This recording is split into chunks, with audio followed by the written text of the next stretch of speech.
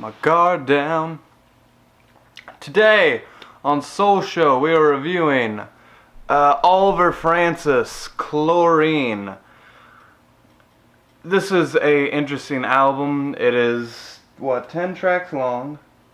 I don't know any of this guy's background, so this could be his first project, it could be his last project. I don't even know.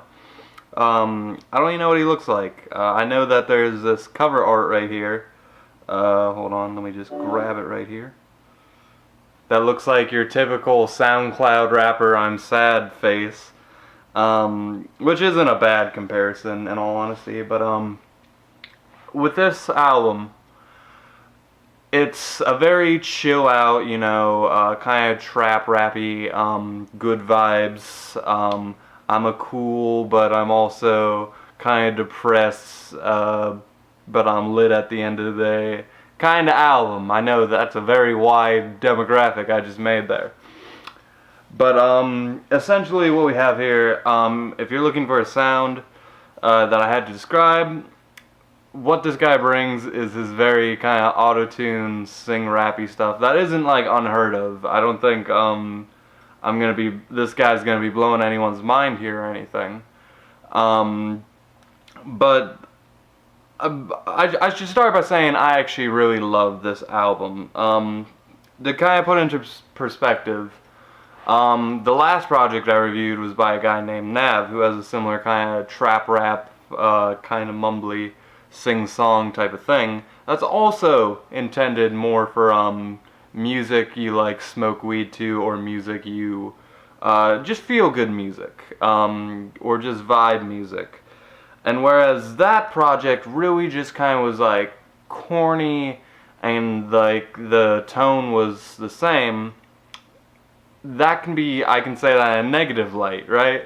But on this project, the tone is kind of the same and it kind of follows a similar pattern, but I'm using it under good context here.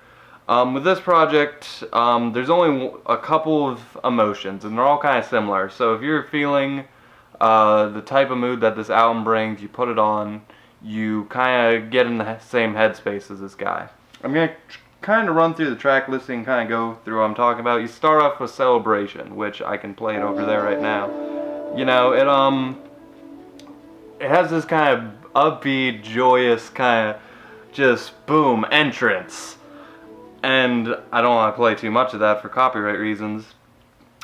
And you follow that with Good Life Freestyle, which is kind of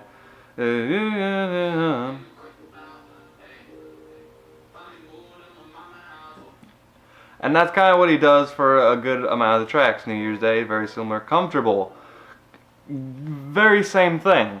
Comfortable, by the way, has this epic clap that just, I'd never have clapped to along to a song so much as I have with that one. Where literally I'm just like, dun, dun, dun, dun, and it just gets hyper. And this isn't, I'm not praising this guy's lyrical ability or anything.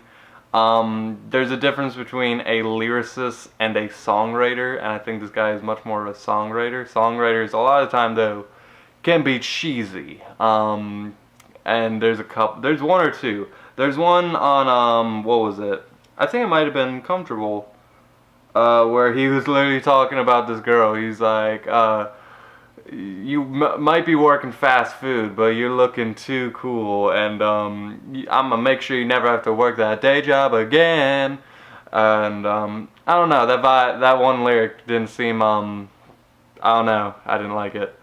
Going throughout the other tracks, there's a couple of okay tracks.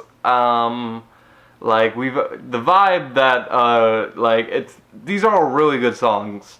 The first couple ones, Comfortable, Good Life, Celebration, all Summer 17, which I'm probably one of my favorites, if not my favorite. Then we get into Nothing Gold Can Stay, Don't Start, and the final track. All of those are just kind of average, okay, fluff. Not bad, none of it. I can obviously listen to it, but the two like really good tracks left are one, Summer 17, which I don't know how to feel about, considering it's called Summer 17, so it's very obviously, this came out before the summer of 2017, so it's obviously marketing itself for a future. So it's basically like, hey, during the summer 2017, make sure you play this song. And if you're on a white sand beach, sipping on a little bit of Hennessy, all the better. I'm referencing the lyrics there. I always encourage you guys to listen to these songs in the background as I talk about them, or at least the album. So if you're not doing that right now, I don't know what the fuck you're doing. But if you listen to Let My Guard Down, I honestly think that should have ended the album, because it has kind of this message where he's like, hey, it's too bad you ain't fucking with me, because now I'm making all this money. And it kind of like gets into this like where he's at peace and he's like, I'm gonna let my guard down. And it's kind of like from the perspective of a person, you know, smoking or doing drugs, they kind of have to make sure, hey, I don't have work tomorrow. I can be at peace. I can do these hallucinogenics or whatever, and because I can let my guard down. So it was interesting to kind of hear this like little sing-song, moody, I'm gonna sing about this, I'm gonna let my guard down, like he's like he sounds like he's like sipping, falling asleep, a vibe I can appreciate.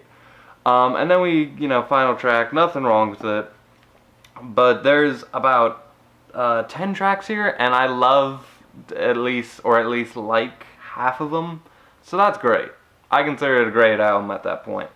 I know if I compare it to some of the other projects I've reviewed, you know, maybe not so much, but a lot of those other projects have a lot of songs I don't like, and so that kind of brings them down. Like a song like, or an album like that one Frank Ocean project, why am I forgetting the name, Nostalgia Ultra. I love a couple of those songs, some of my favorite songs, but then there's a lot of fluff. This album, just a little bit of fluff, and a little bit of fluff ain't too bad. It's like a little, okay, this song's playing, I'm gonna get ready for the next great song type thing. That being said, do I think it's perfect? No, not at all. I can easily see myself like in a month or two just being done with this. But for now, I have it on repeat. I think right now is about as much as I'll ever like it is right now. I try to review things when I'm at that peak enjoyment level. And maybe I suffer for that a little bit, but I gotta say, I know some other people, you know, also enjoyed it. I don't know everyone's opinion. I haven't looked up anything for this. I didn't even look up what the guy looks like or his music videos. I just know he might look like that cover art. I don't know how to feel about that cover art. I like the look of it, but I just don't like what he's doing. I don't like that little... I'm not trying to look at that when I'm listening to a couple of these songs. Like, that clap in this. How does this Hold on.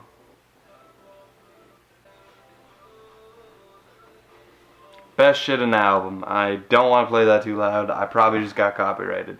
Thanks, YouTube. Anyway, I just want to say thank you so much for watching, guys. I hope you enjoyed this episode of Solshow.